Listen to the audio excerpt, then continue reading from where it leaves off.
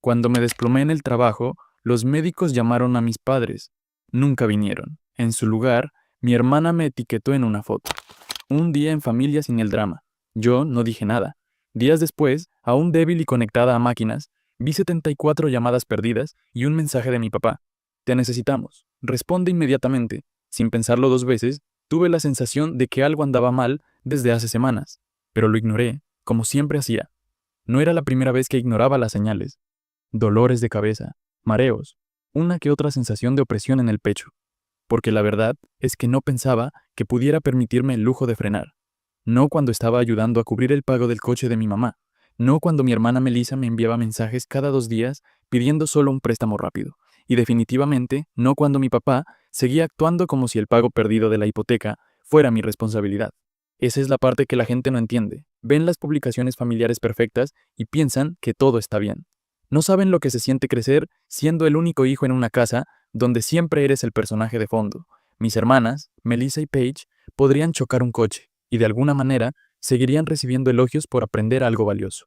Yo una vez gané un premio de estudio estatal de ingeniería y la única respuesta de mi mamá fue: «Oh, qué bien.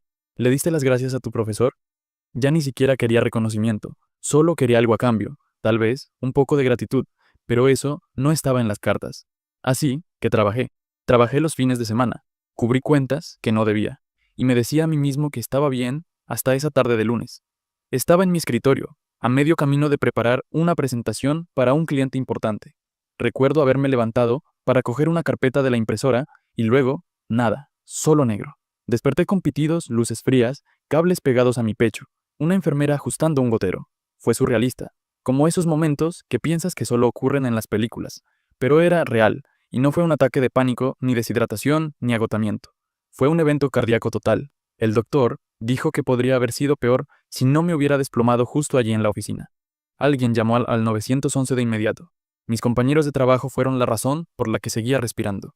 El personal del hospital fue increíble, amable, profesional, y cuando se dieron cuenta de que no tenía a nadie a mi lado, horas después, me dijeron que ya habían contactado a mis contactos de emergencia, mis padres. Esperé 2 días, nada, ni mensajes, ni visitas, ni llamadas. Luego, al tercer día, desperté de una siesta y revisé mi teléfono, pensando que tal vez la señal se había caído. Solo había una notificación, una etiqueta en Instagram.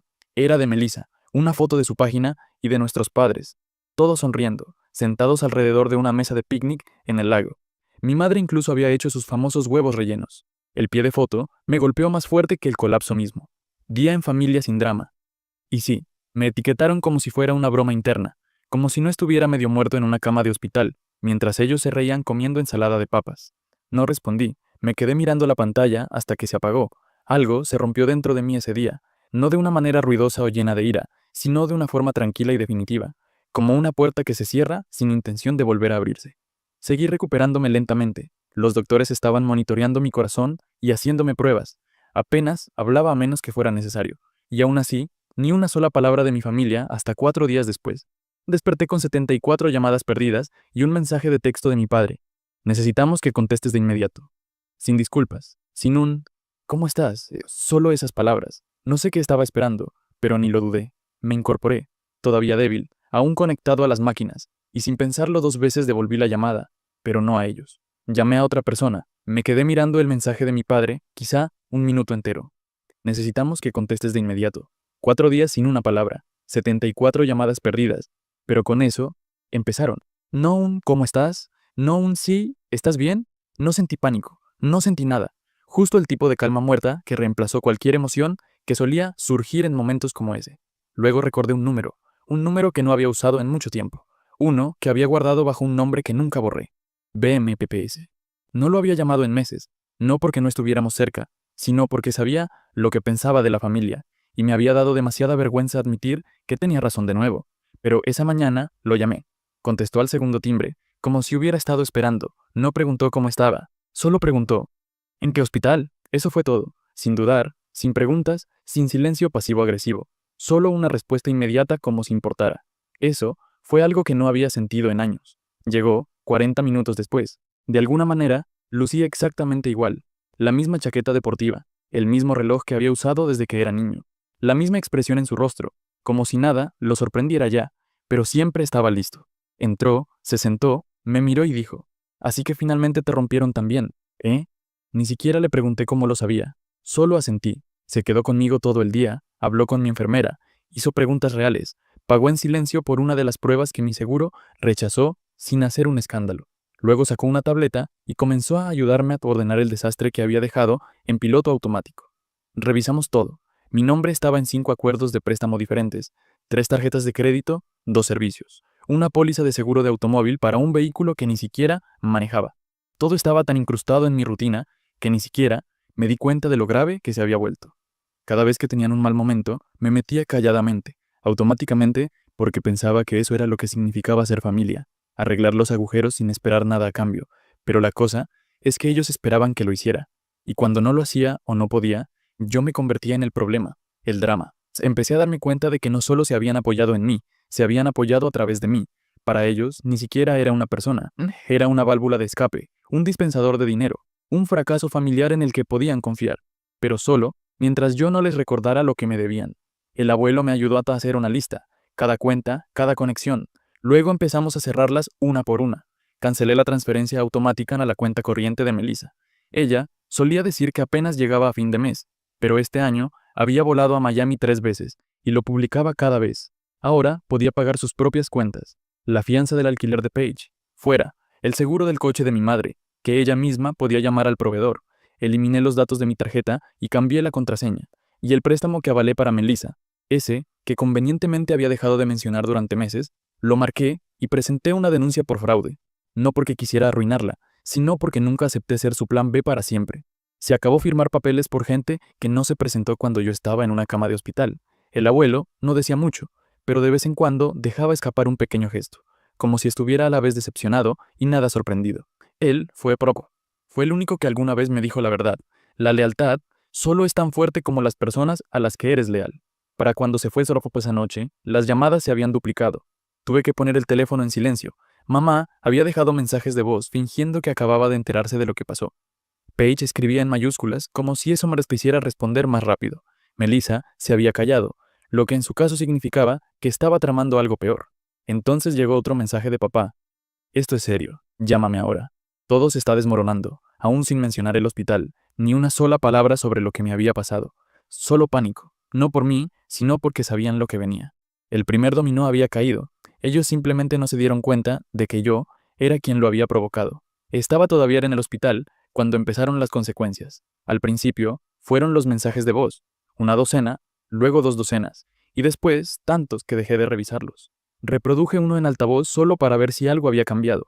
Era mi mamá. Dijo: «No sé qué estás tratando de probar, pero esta no es la manera de hacerlo». Ese fue el tono. No miedo, no preocupación. Solo frustración porque el cajero automático estaba roto. Melissa escribió luego. Primero no palabras, solo una captura de pantalla de su cuenta bancaria. El saldo era de $29.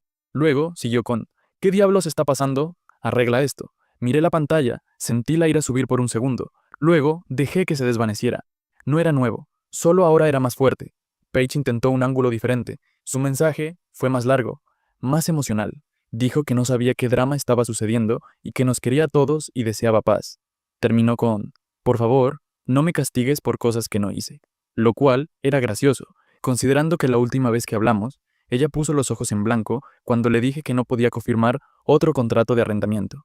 Dijo que estaba siendo difícil y luego me dejó en visto durante 3 meses. Pero fue mi papá quien finalmente cruzó la línea. Apareció en mi departamento. El abuelo me había advertido. Había visto su coche afuera antes, en marcha. Yo seguía en recuperación. No tenía la fuerza suficiente para caminar sin ayuda.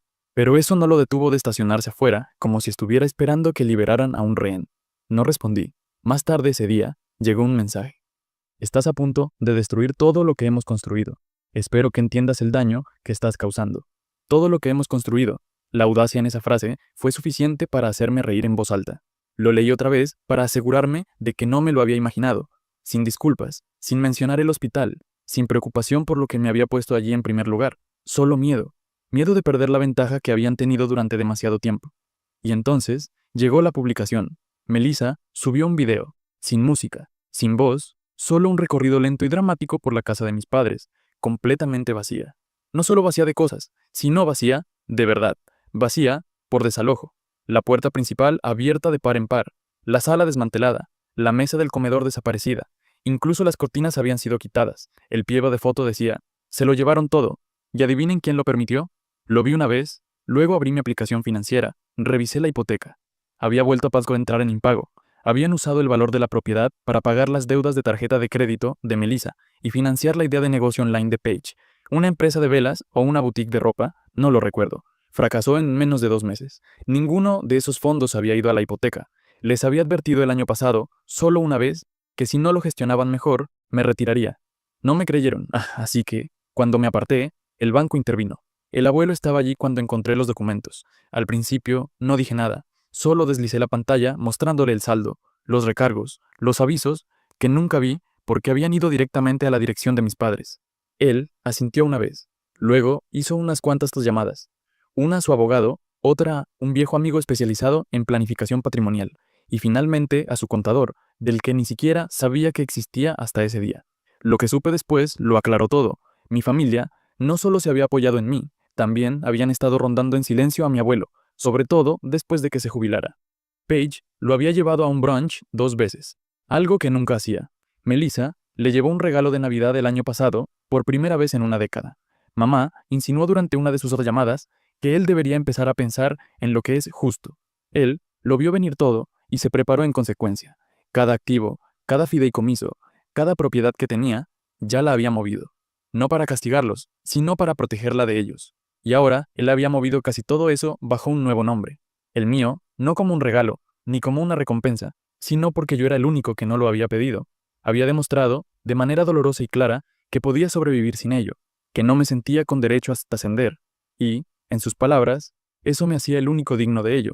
Esa noche, Melissa apareció en el hospital.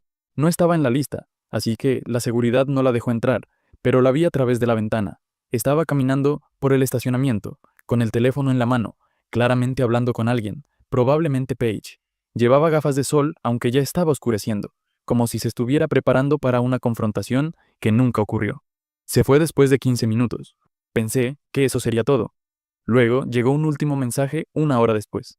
Si no arreglas esto, te juro por Dios que te vas a más arrepentir. Sin emojis, sin corazones, sin hashtags, solo esa frase. Y no me afectó como pensaba que lo haría. No me sentí amenazado, ni asustado, ni acorralado. Por primera vez, no sentí nada. Había dejado de intentar ser el hijo, el hermano, el solucionador. Ahora, simplemente estaba libre. Todo empezó con un golpe en la puerta de la habitación del hospital. Supuse que era una enfermera. No lo era. Un miembro del personal entró, ligeramente incómodo, y dijo: hay una mujer abajo que dice ser tu apoderada médica. Dice que es tu hermana y que necesita hablar con tu doctor de inmediato. La miré confundido al principio. No había listado a nadie de mi familia inmediata como contacto de emergencia. Solo a mi abuelo. Pregunté quién era. Revisó las notas. Paige, casi me río. No me había enviado mensajes en días. No me había visitado. Ni siquiera había reconocido que estaba en un hospital hasta que corté su ayuda con el alquiler. Y ahora estaba tratando de hablar por mí. Les dije que nadie estaba autorizado. El hospital estuvo de acuerdo, y la seguridad la escoltó fuera, sin dejarla acercarse a mi habitación. Pensé que solo era ella dramatizando. Me equivoqué. Unas horas más tarde, el abuelo entró sosteniendo un sobre manila. Lo dejó caer sobre la cama y se sentó. Dentro había capturas de pantalla impresas de un intercambio de correos electrónicos entre mis padres y un pequeño despacho de abogados que yo nunca había oído mencionar. Estaban investigando la posibilidad de una tutela legal, específicamente sobre mí. Lo leí 3 veces solo para asegurarme de que entendía. Trataban de alegar que yo estaba enfermo, mentalmente inestable, errático, potencialmente sufriendo de estrés postraumático o colapso, y que mis decisiones financieras recientes mostraban un patrón de volatilidad emocional. Su objetivo estaba claro: si conseguían que alguien, preferiblemente mi padre, fuera nombrado conservador temporal, podrían congelar las medidas financieras que yo ya había puesto en marcha. Restaurar el acceso a las cuentas, reabrir el crédito, recuperar el control. Estaban intentando retratarme como incompetente. Las mismas personas que ni siquiera comprobaron si estaba vivo hace 4 días. Me senté con eso un rato. El abuelo estaba tranquilo. Me dijo que aquello no le era nuevo. Años atrás, cuando mi tío intentó separarse de la familia por razones similares, mis padres también habían planteado la idea. No llegó a ningún lado, pero ahora, con dinero real en juego, realmente lo estaban intentando. No llamaban porque les importara, llamaban porque estaban acorralados. Me quedé en silencio el resto del día, no de forma triste, sino concentrada. Algo hizo clic en mí. Había pasado toda mi vida esperando que despertaran, que se dieran cuenta de cuánto daba, quizá incluso que pidieran perdón, pero no despertaban. Intentaban reescribir la historia para convertirme en el villano, así que hice una lista, cada cuenta, cada bien compartido, cada pago que había configurado para ayudar a lo largo de los años. Mi abogado, al que me presentó el abuelo, vino esa misma noche con la documentación ya en mano. Presentamos los papeles a la mañana siguiente, una orden de cesación y asistencia para mis 2 hermanas y mis padres, prohibiéndoles contactar a cualquiera de mis médicos o intentar hacerse pasar por apoderados médicos. Un monitoreo de fraude en cada institución financiera en la que hubiera tenido acceso compartido con algún miembro de mi familia. Una barrera de restricción sobre las transferencias de propiedad vinculadas a mi nombre. Si alguien intentaba vender o mover un activo que yo había confirmado, se activaría una congelación legal. También hice que mi departamento de recursos humanos moviera todos los depósitos directos a un nuevo banco, uno que ellos no sabían que existía bajo un fideicomiso de holding creado por el asesor del patrimonio de mi abuelo. Fue la primera vez en mi vida que me sentí seguro. Luego vino el siguiente golpe. Paige publicó un video. Su maquillaje estaba borrado, la iluminación era terrible, y la cámara temblaba lo suficiente como para verse crudo. Comenzó con ella sonándose la nariz y terminó mirándose directamente al lente. No dijo mi nombre, pero dijo lo suficiente. Hay alguien en nuestra familia que está pasando por algo oscuro. Estamos tratando de ayudarlo, pero está reaccionando y lastimando a las personas. No queremos perderlo, pero tampoco podemos seguir dejando que destruya todo lo que hemos construido.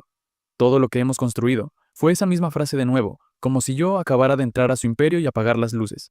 El video se viralizó rápidamente. Sus amigos comenzaron a comentar. Primos con los que no había hablado en años me enviaron mensajes crípticos. Incluso uno de mis antiguos compañeros de trabajo me contactó preguntando si todo estaba bien. Melissa lo compartió de nuevo con un emoji de corazón y las palabras: todos estamos rezando por la paz. Paz. Después de que intentaron tomar el control de mi vida, mi dinero, mi salud, no estaban rezando por paz. Estaban rezando para que yo cediera, pero no lo hice. En lugar de eso, publiqué algo mío. Solo una foto. Yo sentado en la cama del hospital junto a mi abuelo.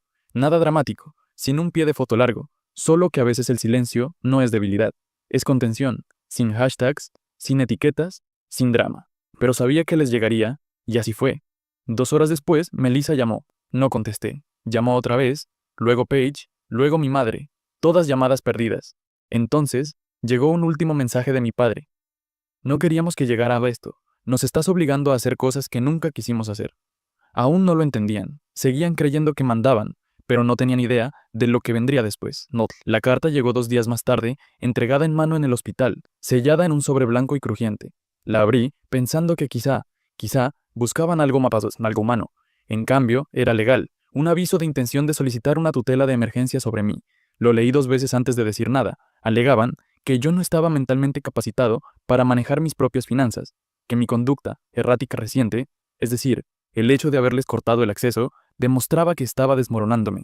La carta citaba angustia emocional, incapacidad para cumplir obligaciones y preocupaciones de la familia inmediata sobre mi estabilidad mental tras un evento cardíaco.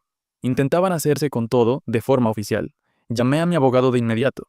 No se sorprendió, dijo que esto no es raro en familias conflictivas, especialmente cuando alguien rompe el ciclo de dependencia. Me explicó que intentaban presentar una petición de emergencia antes de que yo pudiera presentarme en el tribunal. Si la cronometraban bien y yo perdía el plazo para responder, un juez podría concederla temporalmente. Lo que ellos no sabían era que el abuelo y su equipo legal ya se habían movido. Presentamos una respuesta preventiva con declaraciones notariadas de mis médicos confirmando que estoy mentalmente estable y plenamente capacitado para tomar mis decisiones. Entregamos pruebas de ingresos, registros de comunicaciones y una carta de mi empleador que indicaba que había tomado licencia voluntaria y que seguía empleado activamente. La audiencia fue cancelada antes de que siquiera llegara al registro del tribunal. No tenían nada. Su abogado se retiró en silencio. Probablemente se dio cuenta de que le habían contado una historia inventada por la familia y no quería el retroceso profesional, pero eso no detuvo la campaña de difamación. Empecé a recibir mensajes extraños de viejos conocidos. Una chica, con la que salí hace años, me envió un mensaje diciendo que lamentaba escuchar que estaba pasando por dificultades. Un antiguo compañero de trabajo me envió un correo electrónico preguntando si necesitaba ayuda para ponerme de nuevo en pie. Fue entonces cuando me di cuenta de que estaban intentando algo más. Cambiar la narrativa, convertir mi hospitalización en un colapso emocional. pintar mi silencio como prueba de que me había vuelto loco, y enmarcarse a sí mismos como los únicos que intentaban ayudar. Y podría haber funcionado si no fuera por lo torpes que fueron al hacerlo. Melissa no podía quedarse callada. Paige no podía resistir la atención. Publicó otro video. Esta vez, producción completa, iluminación emocional, música de piano de fondo, filtro suave. Habló sobre cómo la enfermedad mental no siempre se ve como uno piensa, cómo algunas heridas son invisibles y cómo solo quería recuperar a su hermano. Nunca dijo mi nombre, pero no tenía que hacerlo. Sus seguidores lo entendieron al instante. La sección de comentarios se llenó de simpatía. Mensajes como, eres tan fuerte, rezo por tu familia, él es afortunado de tenerte. Luego, un comentario cambió todo. Alguien publicó una captura de pantalla del antiguo pie de foto de Melissa. Un día en familia sin el drama. Junto a un lado, al lado del video llorando de Paige. El pie de foto decía, ¿dónde estaba toda esta preocupación cuando realmente estaba en el hospital? Explotó. Los comentarios cambiaron. La simpatía se convirtió en indignación. La gente empezó a investigar las publicaciones pasadas de Melissa, las cuentas de negocios de Paige, el antiguo trabajo público de mi papá. Lo que encontraron no fue bonito. Melissa me había etiquetado en esa publicación del día familiar mientras yo estaba en la UCI. Paige había tuiteado hace 2 años sobre aprovechados que fingían traumas. Mi madre había publicado una foto de la cena de cumpleaños apenas un día después de que los médicos la hubieran contactado sobre mi desmayo. Todo eso salió a la luz. Jen, una vieja amiga del instituto a la que no veía desde hacía años, se puso en contacto. Dijo que ahora trabajaba en medios. Recordaba cómo eran las cosas con mi familia entonces. Lo raro que siempre parecía, incluso cuando éramos adolescentes.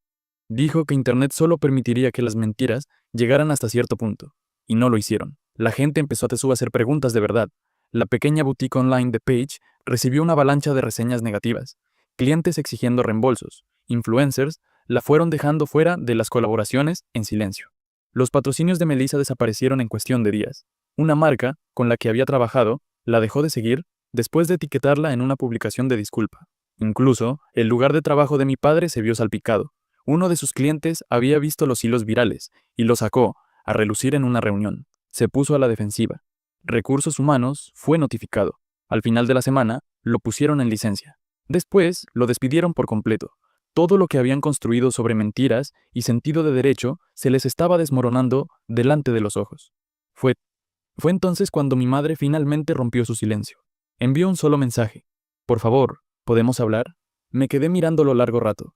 No sentí satisfacción, no realmente. Lo que sentí fue distancia, como si esas palabras vinieran de alguien que conocía antes, de una vida que ya no existía. No contesté. En su lugar abrí la aplicación de notas y empecé a listar las cosas que aún necesitaba. Cortar, cancelar y cerrar. Habían ido demasiado lejos al final, no solo conmigo, sino con la historia que intentaban vender a los demás.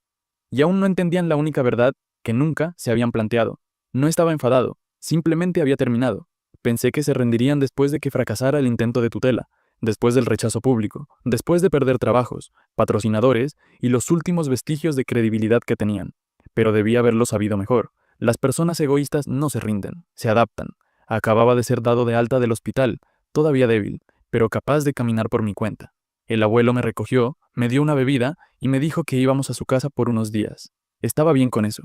No quería volver a mi apartamento. Aún se sentía demasiado cerca de ellos. Estábamos a medio camino de su casa cuando mi teléfono vibró. Era de un número desconocido. Realmente deberías pasar por la casa. Necesitamos hablar con urgencia. Era Paige. Lo borré sin responder. Luego, 2 horas después, Jen me llamó. Su voz estaba aguda, urgente. Me dijo que revisara Facebook. Habían publicado algo. Melissa, Paige, mi mamá, todos de pie frente a la vieja casa. Detrás de ellos, un camión de U-Haul. Mi papá, a un lado, sosteniendo una caja. Se veían devastados. Lágrimas falsas, sudaderas sucias. El pie de foto lo escribió Melissa. Perderlo todo duele, especialmente cuando es porque tu propia sangre se vuelve contra ti. Pero lo perdonamos. Sigue siendo nuestro hermano. Solo queremos que regrese a casa antes de que sea demasiado tarde. Los comentarios eran una zona de guerra. La mitad eran extraños ofreciendo apoyo. La otra mitad, personas señalándolos. Ni siquiera me hubiera importado, hasta que vi la última foto en la publicación. Una foto de la infancia enmarcada de mí, sostenida en las manos de Paige, con el pie de foto debajo. Estamos guardando una prehabitación. La familia es para siempre. No sabía si sentirme enojado o simplemente perturbado. Se sentía como un rescate emocional, una actuación digital destinada a hacerme parecer el villano, mientras se posicionaban, como las víctimas dispuestas a darme la bienvenida de vuelta. Pero la parte más inesperada Vino al día siguiente. Recibí una carta en el correo de la oficina del secretario del condado. Dentro había un testamento manuscrito, no de mi abuelo, sino de mi padre, uno nuevo. Había sido redactado la semana después de su fallido intento de tutela. Detallaba sus bienes, que irónicamente ahora eran muy pocos, y establecía que, en caso de su fallecimiento, todo se destinaría a los miembros restantes de la familia que mantuvieran la unidad y luego, en una escritura temblorosa, decía: Colton queda desheredado hasta que regrese acá a esta familia y se reconcilie. Miré el papel durante mucho tiempo. Luego me reí, no porque quisiera algo de él. Nunca lo hice, sino porque la jugada final, el último movimiento, era exactamente lo que siempre había sido. Una trampa, un último intento por hacerme regresar al sistema que construyeron. El mensaje era claro: vuelve a la fila o serás borrado. Pero no se dieron cuenta de algo importante. Yo quería ser borrado, así que hice que mi abogado enviara una carta en respuesta. Incluía una exención legal de cualquier reclamación sobre la herencia, un aviso permanente de no contacto y un documento firmado que los eliminaba como contactos de emergencia o familiares más cercanos para cualquier asunto médico o legal relacionado conmigo. Fue simple, directo, final. Intentaron tentarme con culpa, con las redes sociales, con dinero y finalmente con el legado. Yo elegí la paz en su lugar. El abuelo y yo nos mudamos fuera del estado 2 semanas después. Dijo que quería ver las montañas nuevamente. Compramos una pequeña cabaña justo afuera de un pueblo tranquilo. Tomé un trabajo remoto, reduje mis horas, comencé a leer de nuevo, a respirar de nuevo. De vez en cuando, alguien del pasado intenta ponerse en contacto. Un primo, un viejo vecino, alguien preguntándose qué fue lo que realmente pasó. Nunca explico porque personas como Melissa, Paige y mis padres son buenas para contar historias. Historias en las que siempre son los heridos, siempre los traicionados, siempre los dejados atrás por alguien cruel y problemático. Que tengan su historia. Yo tengo la verdad y la paz. La paz es mejor que ser amado por personas que solo te aman cuando eres útil.